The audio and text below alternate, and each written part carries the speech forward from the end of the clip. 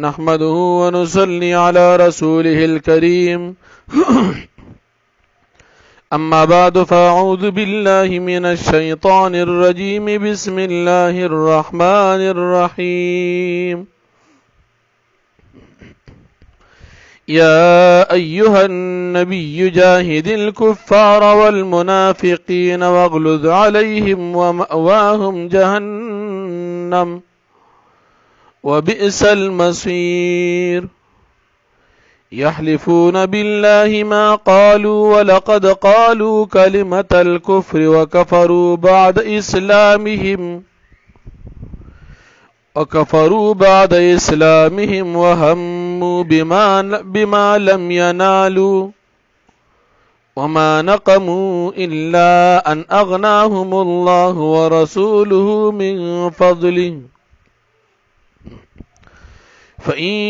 يتوبوا يك خيرا لهم وإن يتولوا يعذبهم الله عذابا أليما في الدنيا والآخرة وما لهم في الأرض من ولي ولا نصير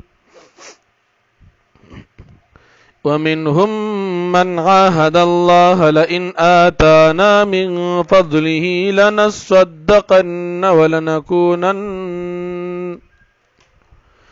لنصدقن ولنكونن من الصالحين فلما آتاهم من فضله بخلوا به وتولوا وهم معرضون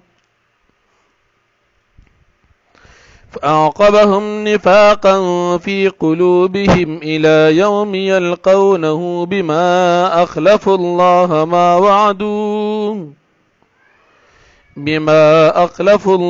ما وعدوه وبما كانوا يكذبون ألم يعلموا أن الله يعلم سرهم ونجواهم وأن الله علام الغيوب الذين يلمزون المتطوعين من المؤمنين في الصدقات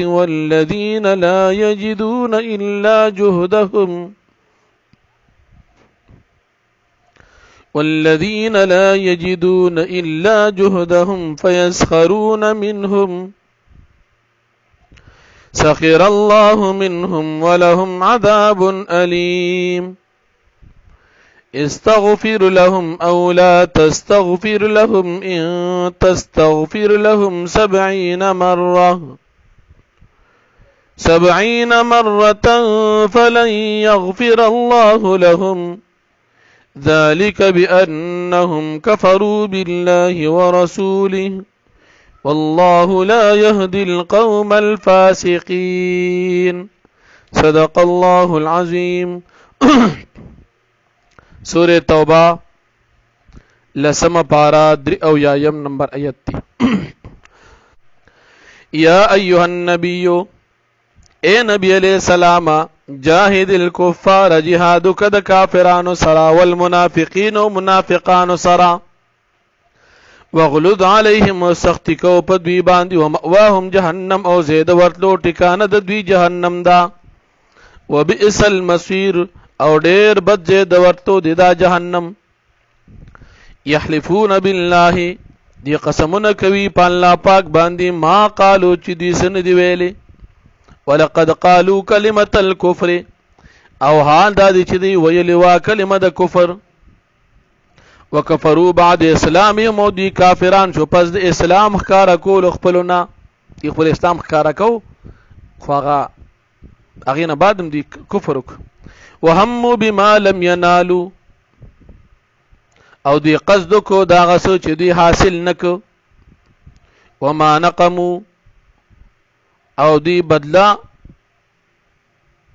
وانقستلا الا مگر دی ان اغناهم الله ورسوله من فضله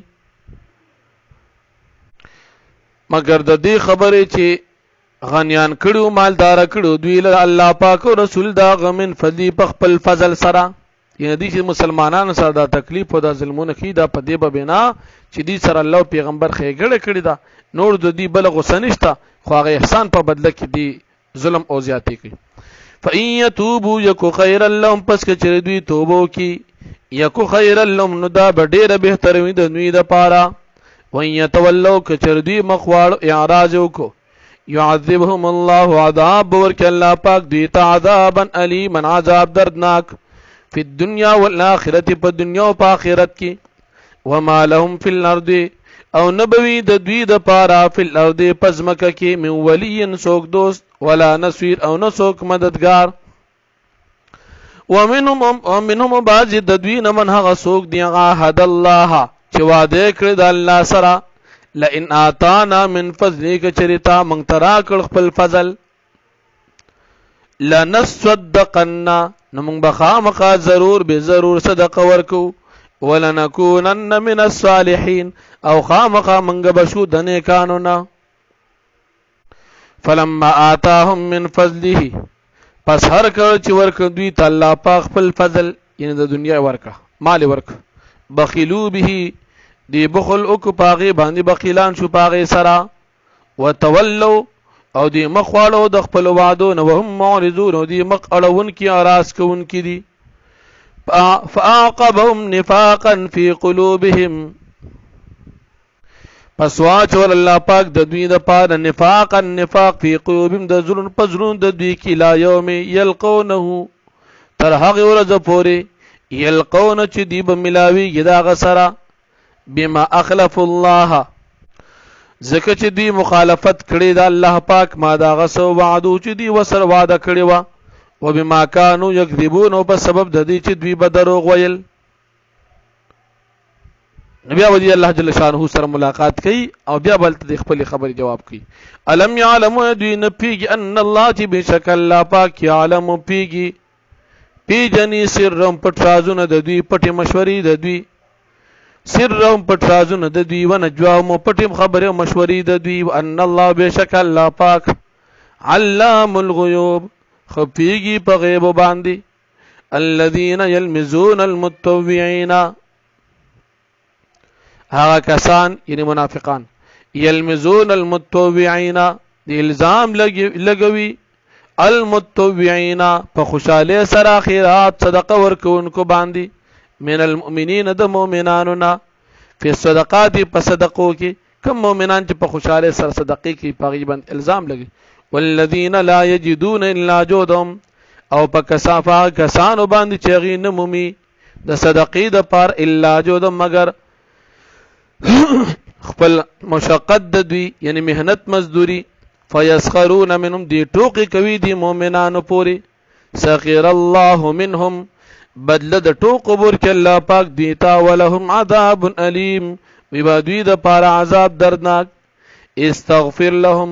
که چې تبخنو غواړي پیغمبر علیه السلام د دې منافقانو د پاره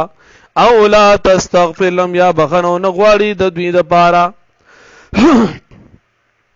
ان تستغفر لهم که چې تبخنو غواړي د دوی د پاره 70 مره او یا زلا فلن يغفر الله لهم نو هیڅ کله بخنه بونه کې الله پاک دیتا.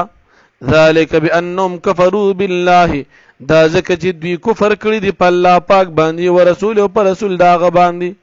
والله لا يهدي القوم الفاسقين او الله پاک هدایت نه هغه قوم ته چې هغه فاسقان دي. واخر دعوانا ان الحمد لله رب العالمين.